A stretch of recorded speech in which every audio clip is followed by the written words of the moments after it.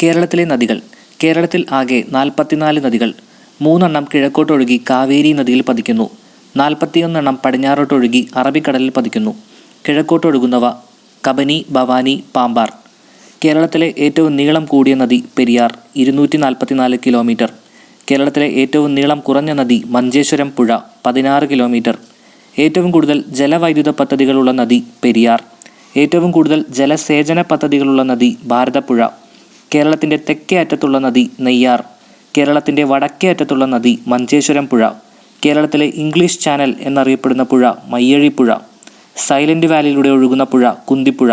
കേരളത്തിലെ മലിനീകരണം കുറഞ്ഞ പുഴ കുന്തിപ്പുഴ.